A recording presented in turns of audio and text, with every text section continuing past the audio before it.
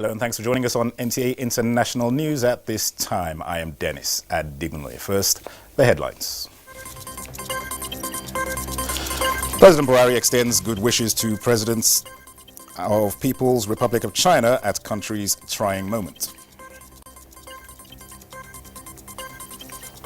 Philippines confirms first death from coronavirus outside China. Plus, Vice President Osinbajo calls for private sector humanitarian support for internally displaced persons.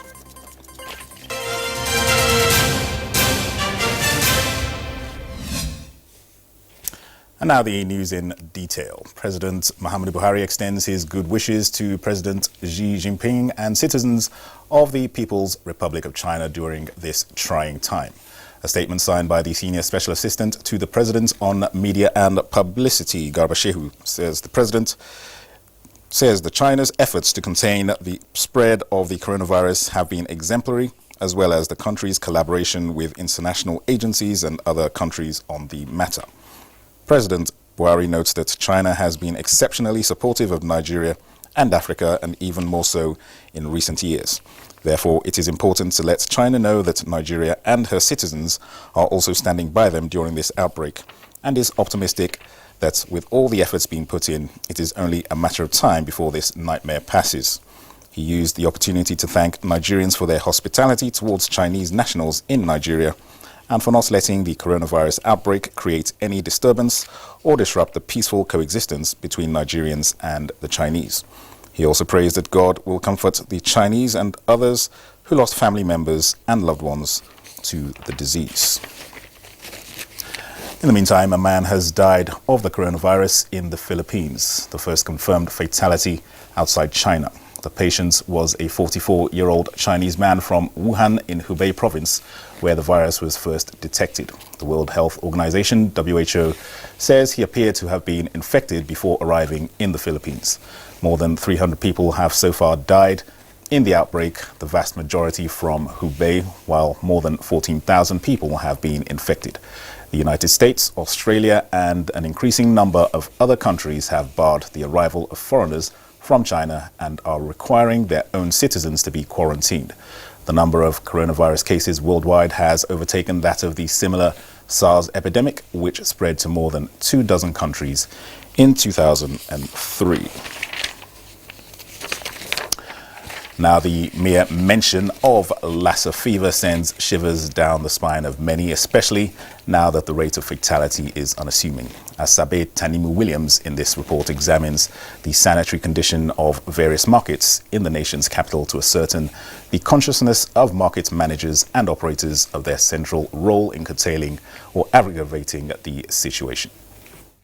With reported cases across 19 states of Nigeria, Lassa fever belongs to the same family as the Ebola and Marburg viruses, but it is much less deadly. The symptoms are fever and in worst-case scenarios can lead to severe bleeding and organ failure. Therefore, to effectively tackle the scourge, experts say contacts with rodents should be totally avoided. To this end, processing and storage system of food becomes an issue of concern, especially traditional and African method, which involves spreading food on the bare floor. The conventional market setting offers a breeding ground for rats and other rodents to thrive as they move around scavenging remnants of perishable food, littering every corner. The sanitary condition of the market does not help the situation.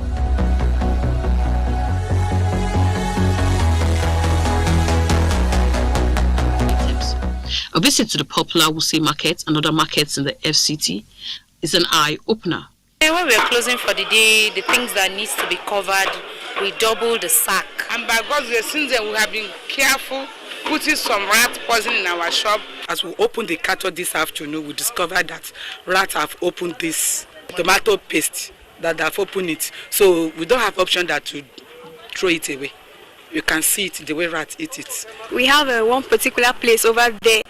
We used to gather our dustbin there, and we have people that used to come and pack the dustbin every day. It is part of our routine exercise on the market to sensitize the traders of such issues that are of public health concern. Medical experts are of the opinion that this epidemic can be contained if proper hygienic measures are observed at all times. In Abuja, Asabe Tenimu Williams, NTA News. And staying with health-related matters, about 18 persons have undergone free vesicovaginal fistula, VVF, and rectovaginal fistula, RVF, surgical repairs at the Family Life Center, Bribit, Itam, Akwa Ibom State. Mediong Umo, who captured the free surgical operation, reports that the beneficiaries are among the first batch of the treatment for the year 2020. VVF is still a major cause for concern as it has become a scourge that deteriorates health of women, which lead to urinary incontinence. To this effect, a free medical treatment of vesicovaginal fistula and rectovaginal fistula, known as VVF and RVF, have been conducted by Family Life Center. This kind gesture started over decades ago with the aim to relieve persons with the diseases as well as give women an opportunity of living a healthy life. I have to order women is that when they are pregnant, they should go to the hospital when they want to put to bed. They should not go to other places of other places, that they should go to hospital so that they can take full care of them. But any woman that is pregnant should just go to the hospital for a proper care. Because it's really painful going through this. Conducting surgical repairs for patients with VVF advised women to access proper medical facilities for a healthy life. And here and elsewhere to always book for antenatal when they are pregnant under specialist care, under trained caregivers, midwives, doctors, and also to have their deliveries conducted by trained caregivers, midwives, and doctors. Most of them are caused by prolonged labor in which the head of the baby is pressed upon. When it's coming to the vagina, the head presses or above on top of the bladder. And after a long time, it gives way by breaking down.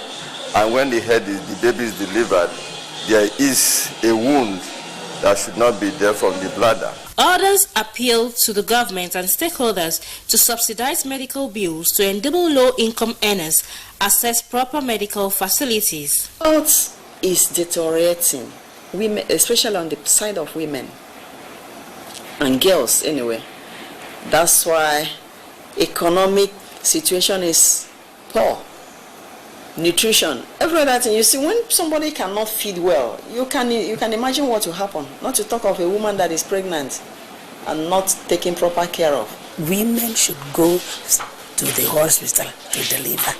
They should start their antenatal clinic immediately they know that they are pregnant, because at stages they will be examined and they will just be treated and they will be given the date where they should expect their babies.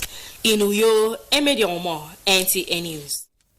Let's turn our attention to security-related matters now, and the Nigerian Army has rewarded 37 officers and soldiers in the Northeast Theatre of Operation Lafayette Dole. A statement by the Nigerian Army Operations Media Coordinator, Colonel Aminu Ilyasu, indicates that the reward is aimed at boosting the troops' morale in the Northeast. Details of the award reveal that officers are to receive special commendation letters, while soldiers will be accorded promotion to their next respective ranks. Meanwhile, breaking language barriers is one way the Nigerian Army is forging civil-military relations in various communities where operations are carried out. Correspondent Naja'atu Tijani reports on graduates of the Indigenous Languages Proficiency Course 7 who are already putting to practice their newly acquired language skills. Imagine a scenario where a military personnel from Akwa Ibom State is proficient in Hausa. This is the case with Lieutenant Victoria, who is from Michuka in Adamawa State. Her native tongue is Hiki, but she now speaks two other indigenous languages. Yoruba language and Igbo language. Can you say something in Yoruba for me? Okay, let me start with Igbo, outside Igbo Yoruba. Otuto Omanu. Yes, then thank you, Esheo, Adupe. Lieutenant Victoria and her Course 7 mates are now proficient in the three major Nigerian languages of Igbo, Hausa and Yoruba, having been awarded certificates of proficiency. Credible and reliable intelligence, which on its part depends on the ability to communicate with the local populace. Effective communication on its part will require some level of proficiency in the local dialect of the operating environment. The proficiency course is part of value-added services of the Nigerian Army, aimed at building capacity of personnel and boosting security operations in the country. Naja'atu Tijani, NTA News. In other news, Vice President Yemi Osinbajo has called on corporate bodies and well-meaning Nigerians to support the humanitarian services going on at the various internally displaced persons camps. The Vice President, at a fundraising held in Lagos for indigent students, says more involvement of the private sector will play a key role in taking thousands of boys and girls off the streets and the IDP camps. State House correspondent Jide Onifade reports. As the Vice President observes, most of the humanitarian services are provided by international non-governmental organizations supporting the federal government towards rebuilding the devastated areas, but describes the local private response as still so little. The tragedy of conflict and its outcomes in poverty and displacement is stark. Governments alone cannot handle it. There are still work to be done, Vice President Yemi Osinbajo calls, underlining the significance of joint efforts towards addressing the challenge of poverty in affected areas. And the best efforts of the Borno State government, the former and present governors, by the way, are outstanding public servants, and the state is certainly fortunate to have them. But so much more is left undone. So much more still needs to be done. There are still thousands, especially girls, in the camps, and some roaming the streets waiting for the second chance that only committed persons and organizations of conscience can offer. And so I urge you to join in that effort as soon as possible. The Vice President commends organizers for their commitment to promoting quality education over the last 3 decades. The First Lady is particularly... First Lady Aisha Buhari was represented at the occasion, received commendation for the promotion of the well-being of women and children in the country. Jide Onifade, NTA News. Mpape is one of the major residential areas in the city center of the Federal Capital Territory, and its proximity to Maitama can make it comfortably pass for the extension of the highbrow Maitama, which houses the high and mighty of the society. However, what is social and economic life like in this densely populated and unassuming settlement of Abuja? Deborah Micha tells us more about her visit to the hilly settlement. Mpape, one of the suburbs in the FCT, is intersection town on the Murtala Mohammed Expressway. It is a home to many irrespective of class. Right here on the hills and rocks of Mpape are quarry activities of construction workers. Like this side of Mpape, we have different places in Mpape. Here we are, it's called Beggar Quarry. There's another side that they call Ajegunle. Life in Mpape is economical, and the social aspect of it too is, I can rate it maybe 70%. The original inhabitants are Gbagi-speaking people with a population of about 600,000 people. And this is due to its proximity to the city and affordable housing. Every Friday is Mpape Market, the weekly market known for affordable commodities, witnessed patronage from people in other parts of the FCT. One major challenge of residents of Mpape is access road, as people have to use one way in and out of the suburb. This is my 10th year in Mpape. Mpape is a suburb, comprises with thousands of people. This is where people come to start their life. If you come security aspect of it, they do bogo. Then security part of it, some streets pay security people, organize security on their own, because there's a lot of hoodlums in this area. Light is nothing to take as as in to talk about? For the past 15 years, I've been in Pape here. So in Pape as well. If I can say, so many things are happening in Pape here. Like Pape generally, we are facing problem of lights, electricity problem. NEPA will bring B, and you will not see lights, they will be giving you B. And people are not happy about it. And secondly, again, generally Pape doesn't have roads. We have only one way out. And it causes a lot of accidents, bike, all this crashing of motor accident, people are dying. So the government should try to create more room for individuals. However, despite its proximity to the city, the settlement is yet to take advantage of the opportunity to explore development as a suburb that rival Ajegunle in Lagos for the enviable spots of a city with highest number of shanties. Deborah Micah, NTA News. This is the news on NTA International reaching you from Abuja. Stay tuned for more news after these messages. Thanks for remaining with us. Now, as part of plans to reduce food wastage and engage herders for economic sustainability, the federal government is to establish 2 milk processing plants in Jigawa State this year. Minister of Agriculture and Rural Development Mohammed Sabo Nanono stated this while on an inspection visit to grain silos in Jahun local government area of the state. Awal Mohammed Kazauri reports. The Jahun federal government-owned 25,000 metric ton silos is among the 34 established for storage of grains and being sold to people at subsidized prices during drought. The minister, while inspecting the facility, said the federal government will purchase and distribute over 10,000 tractors to farmers across the country to enhance mechanized farming. He announced plan to set up agro-allied industries in each of the state of the federation, with Jigawa to benefit from 2 dairy processing plants. I am here to see our silos, which we lease to some companies. One, to see whether really they are doing the job that they say they are going to do. I have seen some semblance of it here. And we are reviewing all these concessions where the consignee has met all the necessary conditions, will allow them to operate. Those that have not, we are going to revoke and get them back to us. During the visit, the minister had interacted with farmer groups and advised them to embrace mechanized farming and plant more cash crops. He also paid homage at the palace of the Emir of Dutse, Dr. Nuhu Muhammad Sanusi. From Dutse, Awal Muhammad Kazaure, NTA News.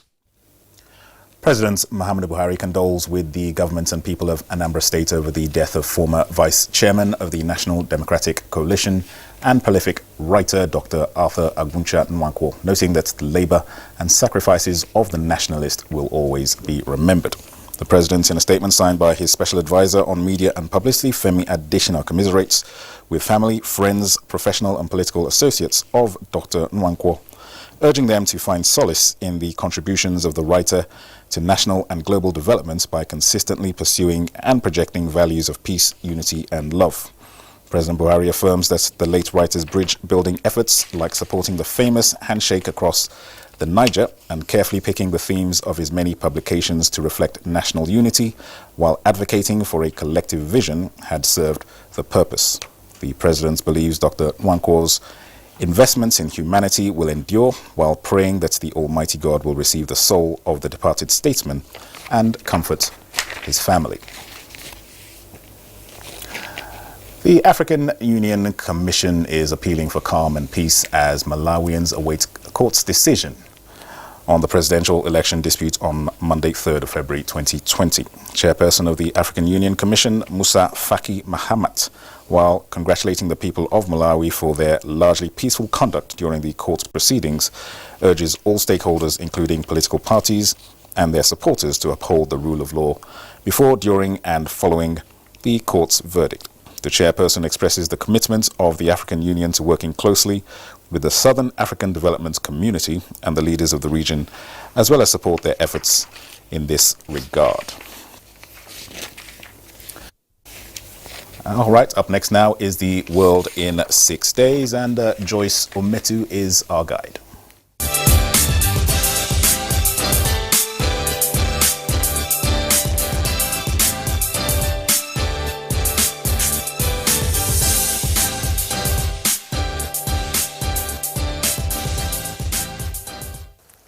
Hello there and welcome to the World in 6 Days segment. Now, in a historic blow to the bloc, during the week under review, the UK officially left the European Union after 47 years of membership and more than 3 years after it voted to do so in a referendum. The historic moment, which happened on Friday night, was marked by both celebrations and anti-Brexit protests. Candlelight vigils were held in Scotland, which voted to stay in the EU, while Brexiteers partied in London's Parliament Square. In a message released on social media an hour before UK's departure, the Prime Minister Boris Johnson said, and I quote, "For many people, this is an astonishing moment of hope, a moment they thought would never come." End of quotes. And on President Donald Trump's impeachment trial, in the week under review, the Senate rejected the idea of witnesses in the trial, ensuring Mr. Trump's eventual acquittal. However, senators considered pushing a final voting on his fate. The vote on allowing new witnesses was defeated 51 to 49 on a near-party line vote. Despite the Democrats' singular focus on hearing new testimony, the Republican majority brushed past those demands to make this the first Senate impeachment trial without witnesses.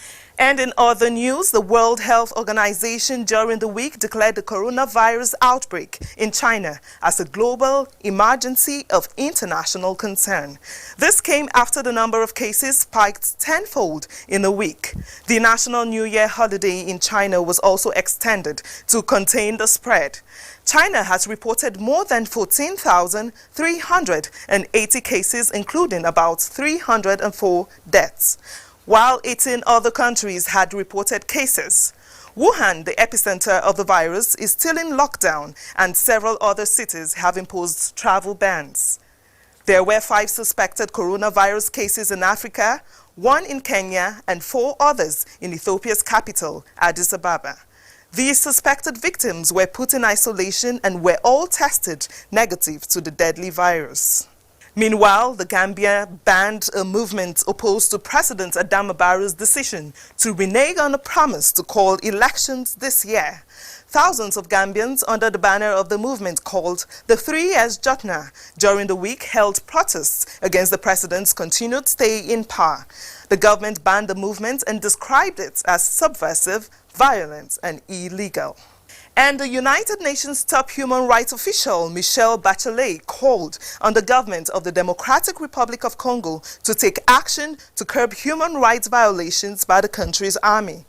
On a visit to the DR Congo, she said figures from her organization's peacekeeping mission showed the military and what she called agents of the state were behind more than half of the violations, with 19 extrajudicial executions in November alone. And finally, Ethiopia's National Disaster Risk Management Commission reported during the week that about 7 million people in that country are in need of humanitarian aid amounting to over $1 billion, including emergency food assistance. Ethiopia has been facing a recurrent drought, which is affecting the country's economy and lives of the people. And these are some of the stories that made headlines on the foreign scene during the outgone week. Thanks for staying. I am Joyce Umetu.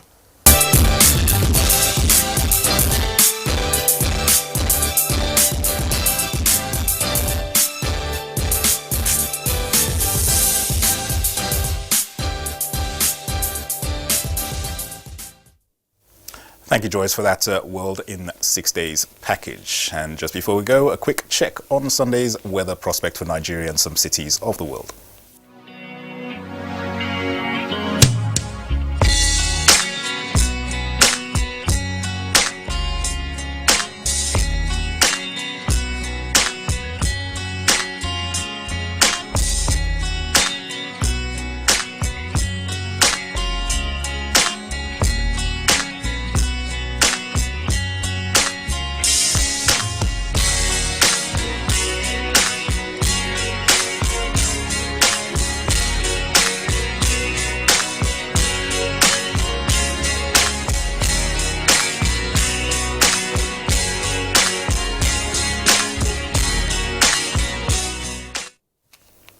And Monday's actual weather prospects conclude news, NTA International news at this time.